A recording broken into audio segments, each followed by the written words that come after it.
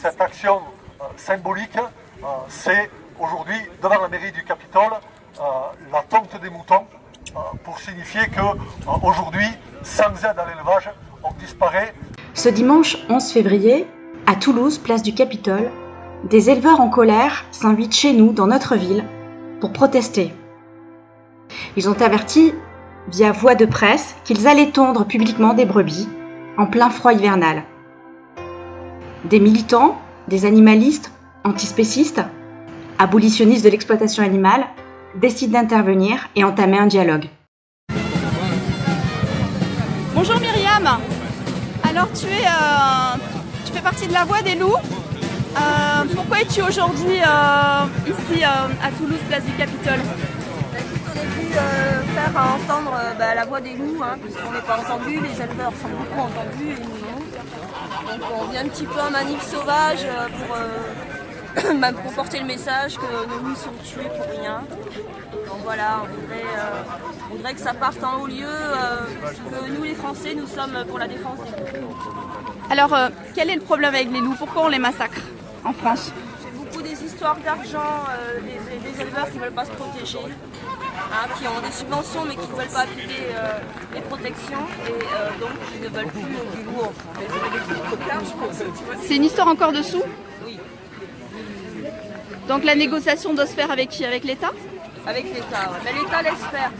L'État laisse faire et c'est encore une histoire de lobbyisme. L'État, c'est une histoire d'argent et l'État laisse faire. Donc concrètement, on réintroduit les loups pour les massacrer. Où est la logique? Les loups n'ont pas été réintroduits. Non? Explique-nous Myriam. Les loups reviennent d'eux-mêmes par les Alpes italiennes. Voilà, ils reprennent un peu leur territoire. Et on n'était plus habitués à avoir des loups en France et ça gêne un peu les éleveurs. Il faut qu'ils reviennent à un élevage traditionnel, c'est-à-dire protéger leurs produits. Alors, tu es en train de dire que quand, par exemple, une brebis se fait attaquer, c'est que l'éleveur ne la surveille pas, ne fait pas attention à elle? Ben oui, parce que si on prend des meutes de chiens, si on prend des protections et tout ça, normalement, il n'y a pas de problème. En général, ceux qui se plaignent, c'est ceux qui ne protègent pas leur cible. Les autres, on ne les entend pas et ça se passe très bien.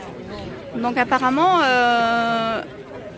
et c'est forcément des loups qui égorgent des brebis? Non, c'est souvent des chiens errants, mais bizarrement, depuis que le loup est revenu, on n'entend plus parler des chiens errants. C'est souvent des chiens errants affamés?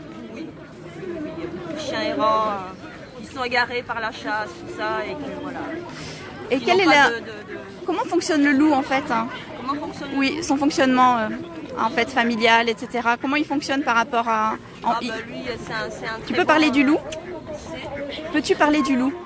Le loup, c'est un animal social déjà, qui oui. ne s'attaque pas à l'homme, oui.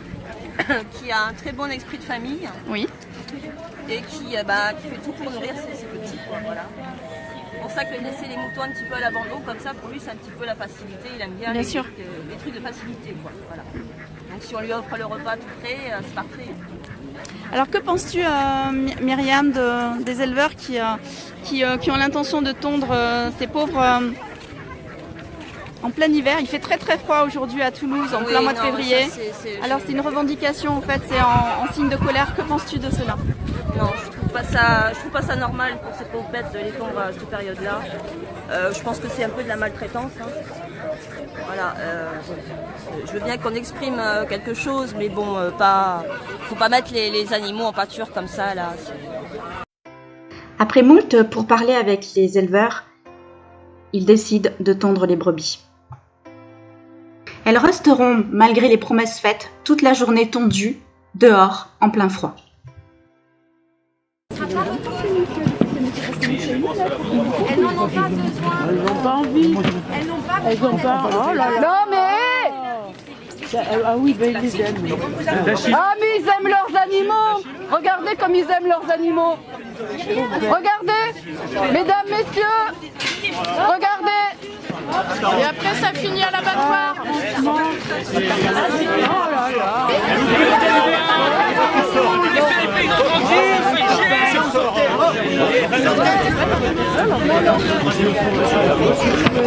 Mettez-vous végétariens.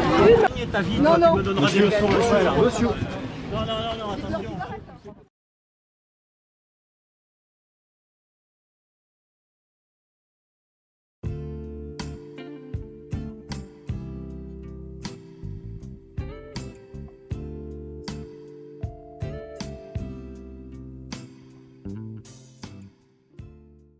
Il y a eu des grandes annonces avec une tonte de brebis là, qui va être prévue en plein mois de février. Il fait très froid. Vous en pensez quoi, monsieur?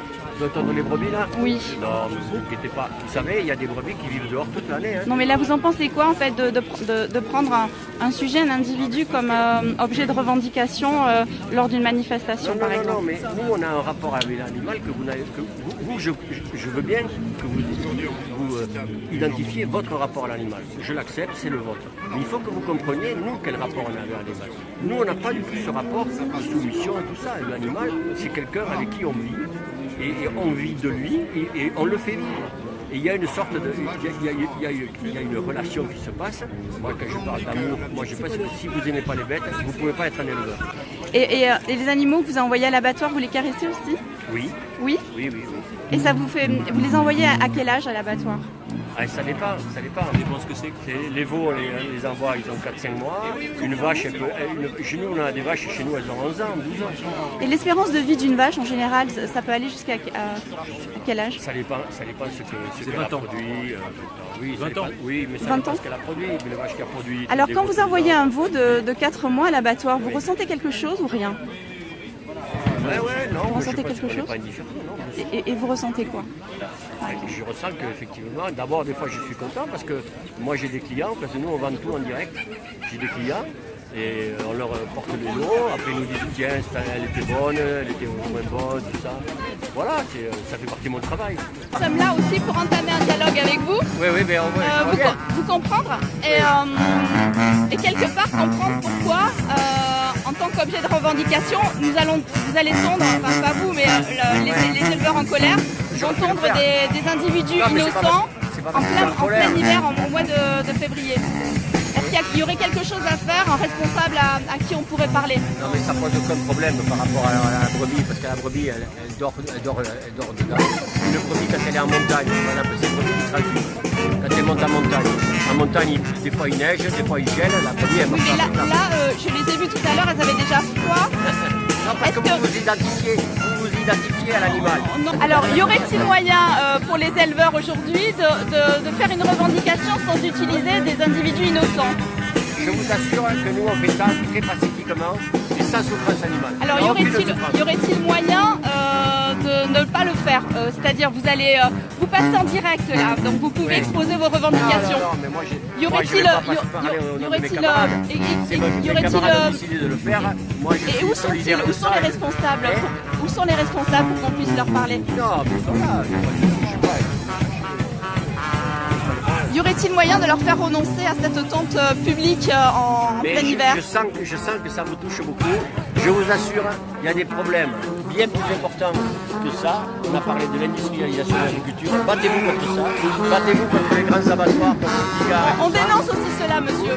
On dénonce aussi cela. Prenant votre revendication, et vous pensez par rapport même à la FDSEA, donc vous faites différemment d'eux, néanmoins vous utilisez des individus. Est-ce normal? Des individus innocents. Alors, on n'utilise pas des individus innocents. Brebis. Oui, c'est quoi, monsieur? C'est des objets? Tondre les Non, brebis, c'est des animaux. Tondre les brebis Des à individus, cette c'est des saison, humains. c'est normal. Tondre les brebis à cette saison, c'est normal pour des brebis qui sont en bergerie. Et je vous répète, la saison de tonte a déjà commencé. Et tondre les brebis, c'est pas un acte de maltraitance. En même temps, si vous voulez, moi je respecte le droit que vous soyez végétarien, mais en même temps, on mange des animaux depuis des millénaires et on les élève dans ce sens-là. Voilà. Donc, après qu'on le fasse dans de bonnes conditions. Si vous voulez, moi j'ai mon abattage à la ferme, ça n'a rien à voir avec l'abattoir où on accroche les bêtes, où elles sont distribuées avant d'être endormies, où sont découpées à l'acier, etc. Et voilà, il y a quand même des conditions pas l'odeur différentes. du sang quand même, quand c'est le moment Ben, d'aller les abattre. Et elles sont dehors. Mais quand elles rentrent au moment de les abattre, vous ne dites pas qu'elles ne le ressentent pas quand même. Oui, non? Et oui. Bonjour monsieur. Bonjour. Est-ce que vous avez envisagé une transition vers une agriculture végétale, vu que vous avez des problèmes pour vivre avec... vous avez des problèmes pour vivre, vous êtes subventionné par moi je suis producteur. l'Union européenne. Avez-vous pensé à une transition vers le végétal? Mais vous savez, nous, on n'est pas spécialement pour l'augmentation de la consommation de viande. On est pour qu'il y ait de l'élevage sain, qui soit fait dans de bonnes conditions. On n'est pas pour le développement de l'élevage industriel avec antibiotiques systématiques, concentration des animaux, etc. On défend autre chose. On peut manger moins de viande, on est d'accord, et de la viande de meilleure qualité. Et arrivez-vous à vivre actuellement ? Et rémunérer les paysans. Mais oui, moi j'arrive à vivre, on arrive à vivre. Après c'est un système d'aide qui... Enfin, moi je suis producteur de canard gras, on ne touche aucune aide. Donc on y arrive à vivre parce qu'on transforme, etc. Après il y a le problème, si vous voulez, c'est que les prix des produits n'ont pas augmenté depuis 25 ans. C'est un choix politique. C'est un choix politique pour que le SMIC n'augmente pas, pour que la main-d'œuvre ne coûte pas plus cher. On fait des aides compensatrices par rapport à ça, pour garder des prix bas. Et on pourrait complètement changer de logique. Alors la majorité des petits éleveurs actuellement se plaignent de souffrir de ne pas pouvoir vivre de leurs petites exploitations. Ont-ils envisagé une transition vers du végétal ?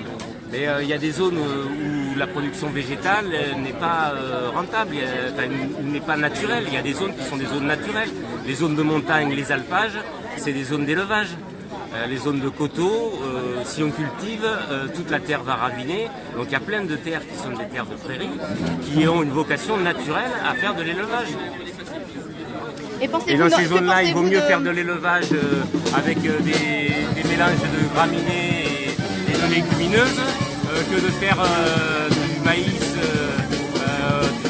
avec du glyphosate et voilà. Et quelle est votre stratégie pour lutter par exemple contre les lobbies et les fermes Une manifestation comme la manifestation d'aujourd'hui, c'est celle pour expliquer quelle est la différence entre l'agriculture industrielle et l'agriculture paysanne et pour défendre qu'on puisse continuer à fonctionner avec un modèle qui fasse... Et trouvez-vous normal que ces brebis se trouvent tondues maintenant en plein froid, il fait très froid aujourd'hui? Là actuellement vous êtes en train de faire de la communication. Nous on est aussi en train de faire de la communication.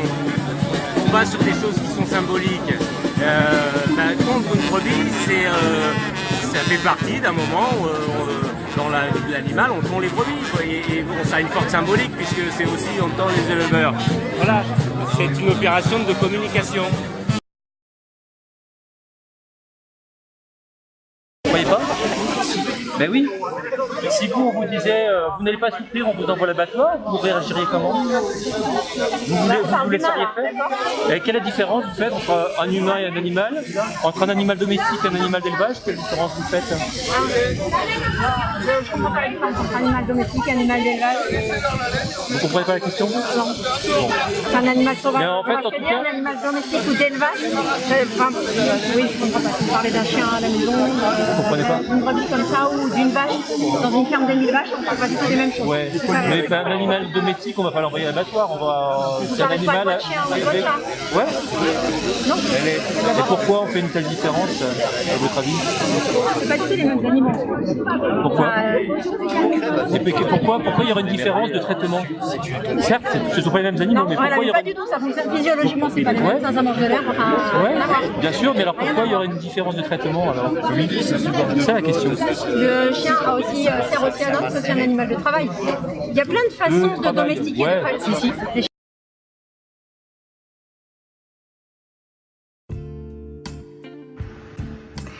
Et pendant ce temps-là, la presse locale tape la bise à ses potes éleveurs. Bonjour. Ça va?